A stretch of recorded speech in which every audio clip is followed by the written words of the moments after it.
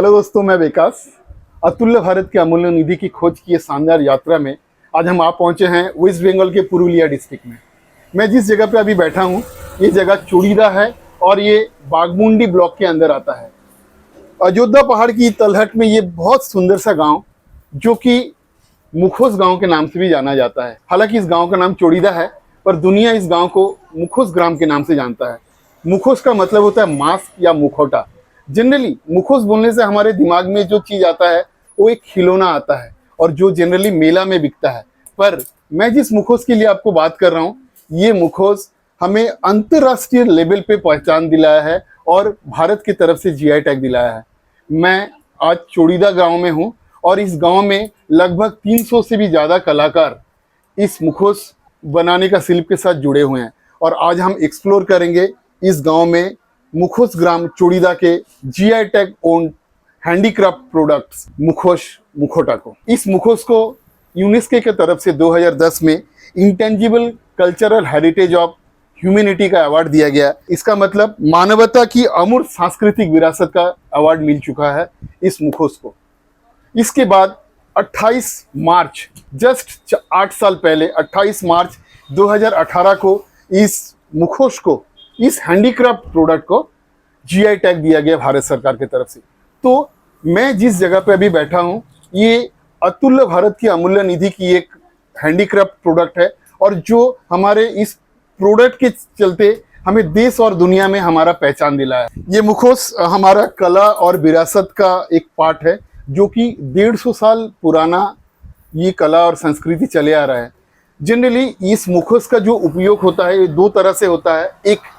एक पारंपरिक नृत्य, जो कि पश्चिम बंगाल के पुरुलिया डिस्ट्रिक्ट में, झारखंड का सरायकेला डिस्ट्रिक्ट में और उड़ीसा के मयूरभंज डिस्ट्रिक्ट में एक पारंपरिक नृत्य होता है, जिसको छो नृत्य के नाम से जाना जाता है। और इस छो नृत्य में इस पारंपरिक मुखौटा का यूज होता है। हालांकि पुरुलिया का जो मुखोस ग्राम है, वहाँ पे इस मुखोस का यूज होता है। झारखंड का जो सरायकेला का जो छो नृत्य है, उसमें भी इस मुखोस का यूज होता है, पर मयूरभंज में इस मुखोस का यूज नहीं होता है।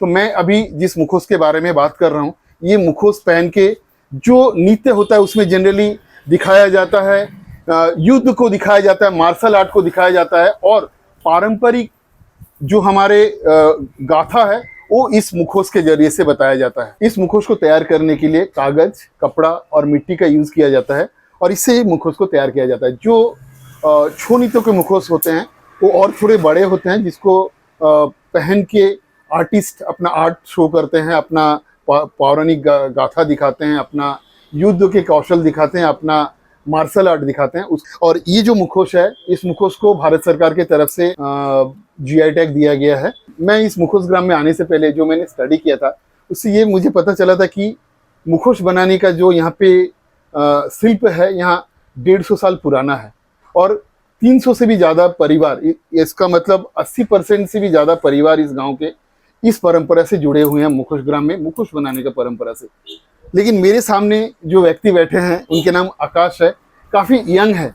तो मैं उनसे 1-2 सवाल करूंगा खाली मुखोस ग्राम के लिए कि आकाश जी नमस्कार। मैं रियली बहुत मुझे खुशी महसूस हो रहा है कि आज मुखोस को, इस मुखोस ग्राम के मुखोस को जीआई टैग मिला है, और आप जैसे यंग जो आर्टिस्ट है, इसको आगे ले जाने के लिए आप लोग काम कर रहे हैं। तो मुझे एक चीज़ बताइए कि 150 साल पुराना ये परंपरा है, पर इसको जीआई टैग मिला है 8 साल पहले। मतलब 142 साल का एक लाइफ और 8 साल का एक लाइफ।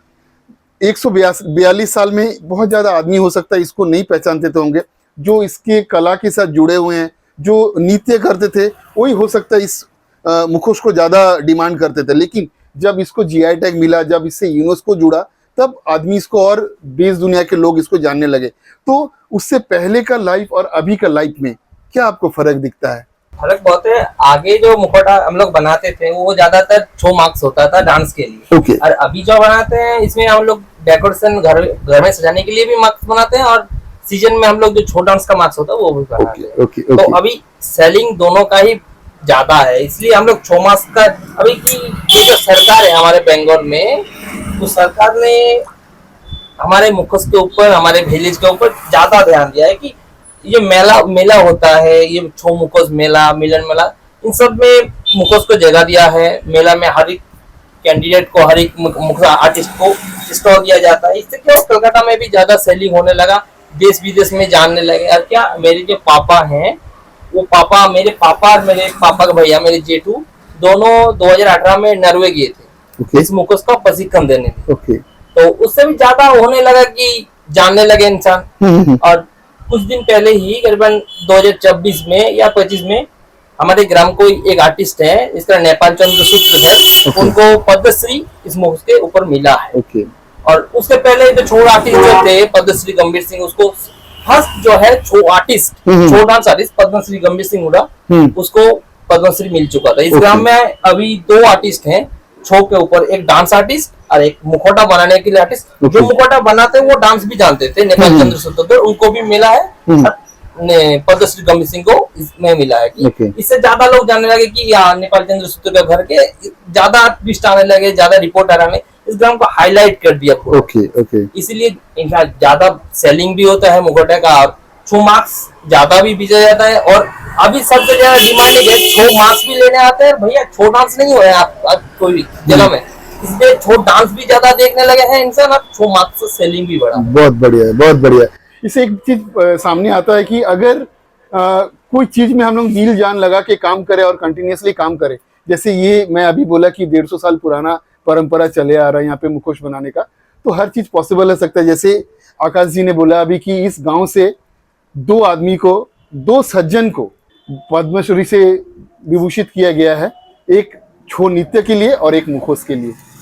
मेरा आज का जो ये वीडियो है मुखोस ग्राम को, मुखोस के लिए जिसे जीआई टैग मिला है, इस वीडियो में इतना ही तक रहेगा। इसके बाद मैं जो वीडियो लेके आऊँगा वो इसी मुखोस से ही रिलेटेड रहेगा। इस मुखोस से जुड़े हुए जो सबसे वयोज्येष्ठ व्यक्ति है उनका एक इंटरव्यू लेंगे और उन्हीं के जुबानी से सुनेंगे इस मुखोस की सारे बात। मेरा अगला जो डिटेल्स रहेगा मेरा नेक्स्ट वीडियो में रहेगा। इस वीडियो में यही तक, तब तक के लिए जय हिंद, जय भारत।